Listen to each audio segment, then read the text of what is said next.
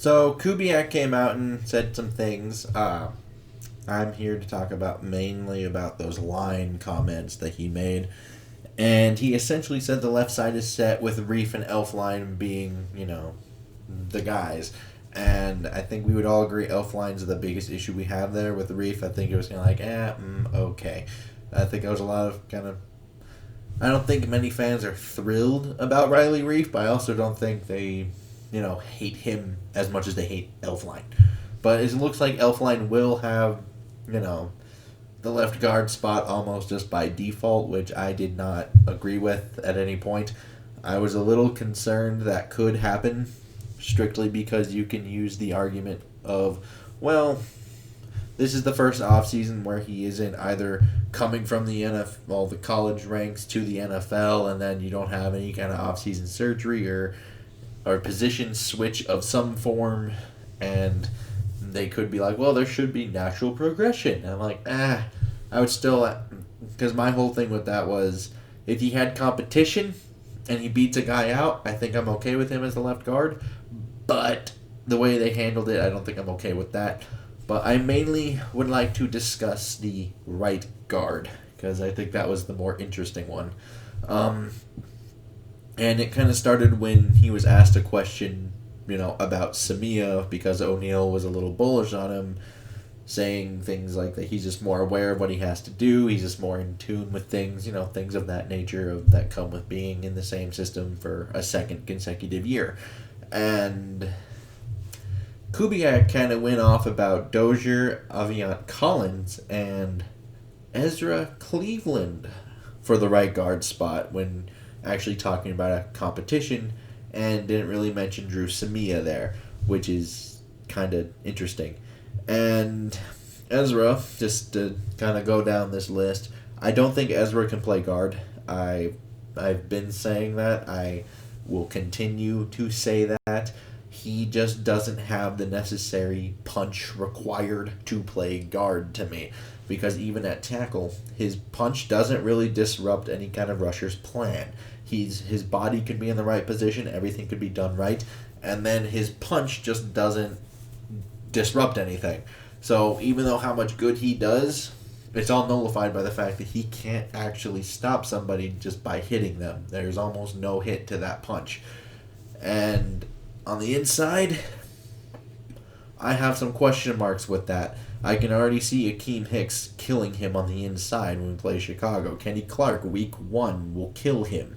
And then, with Detroit, they may have gotten rid of Damon Harrison, but they got another big nose tackle in Danny Shelton. So that's another guy that he probably just can't move. And I think that's something people need to kind of look at, as opposed to like, yeah, he might be the most talented, but I think you're focusing more on talent than is he good at it. And I don't think he'd be very good at it. And there's other things that involve into that. He's nearly 6'7", and he kind of forfeits leverage, because if you ever see him run block, he's kind of straight up and down. So that's a different problem, because on the inside, you can't really generate push that way. And not only that, he's almost 6'7". Kirk does need to look over him. So that's another thing to think about. I don't know how big of an issue that could be, but that is another potential issue. And I do know a lot of people like Cleveland a lot more than I tend to like Cleveland. But I'm just thinking, it's not a very good idea to move him inside, considering how he wins is with just movement and athleticism. You move him onto the inside. Now you're forcing him to use more power that he doesn't have, and you're taking away his biggest asset, which is being able to win in space with athleticism. You can find the space, force him to use strength. It doesn't really work out as well, and I think that would show up if this actually comes to fruition this way. And like I said, I do know people like Cleveland a lot better than I do, because there's a lot of people that compare him to Brian O'Neal. I honestly think O'Neal is closer to Nate Solder, and Cleveland is probably closer to Matt Khalil than he is O'Neal. And I know there's a lot of people that might disagree with me on that, but I will probably leave that when they drafted him. Leave that description, of that little review in the. Leave that down below in the description of things. And I think Dozier would be very much status quo. We saw him a little bit last year. I think he played like a backup guard, although probably it was a decent backup guard, albeit, but I don't think he's a starter. And Aviant Collins is the other interesting one because he's, ever since he got to Minnesota as an undrafted free agent, he's kind of played all over the place. He's played some left tackle, he's played some left guard, he's played some right tackle. So having him compete for the right guard spot doesn't shock me at all. And I think that's the other one that would intrigue me a little bit. But Samia still feels like he should be the best option here, and it's not even close to me. So, he's a perfect fit for the system. He has a mean streak to him. He'll only be 23 this season, so this is a long-term option, potentially, for Minnesota at that right guard spot, which, let's be honest, that would be kind of nice to have some actual long-term continuity along the line in general. And, Dozier would be a stopgap at best. Even if you like Ezra at guard, I think we would all agree Minnesota's future with him is at left tackle. So, where does that leave this?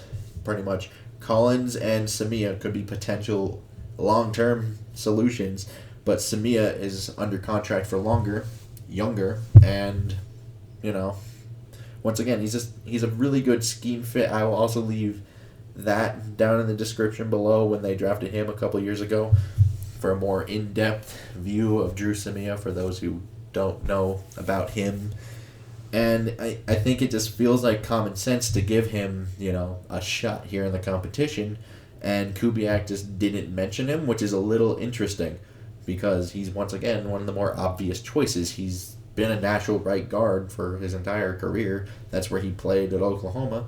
That when he got playing time in Week 17 against the Bears last year in the 5th preseason game, as I like to call it, he was a right guard. So, I'm just wondering if I missed something here. And so, I will mention one thing, though, since O'Neal did, talk about him. He was bullish about him. All these things. He was kind of hyping him up, being his guy. That would imply to me he's at least spent a little time next to O'Neal this year. And, camp or whatever we want to call it. I'm not sure what we're calling it. But that would imply to me that he's at least played next to him, which means he should be getting reps to the ones. Well, with the ones. And I don't know. It's just kind of weird that he wasn't mentioned. And the only thing he said before any of that was he has big expectations for Drew. And I'm like, I was like, just take that as you will, I guess. But to me, it seems odd that you have big expectations. Failed to mention him in the competition. So, I think they're already making some potential questionable choices here. But it looks like as a whole, this offensive line is going to look a lot closer to what we had last year than what we were hoping for when the season ended. Although, given how the offseason played out, I think a lot of us knew that it was like, well, there's a good chance it looks pretty similar unless they want to move Reiff over to left guard and then put Ezra in at left tackle and then have the competition at right guard. That was probably the way they get the most movement, but they took the route of the least movement and basically say right guard is the only one up for grabs. So that will be disappointing to some, but I guess with all the COVID and stuff, they wanted continuity and things like that, which, we'll see how it works out. Because Elflien, once again, he can't pass protect. So that's a big problem. But aside from that, I'd like to know your comments down below. Opinions, thoughts, like and subscribing would be useful and helpful. And until next time, I bid y'all adieu.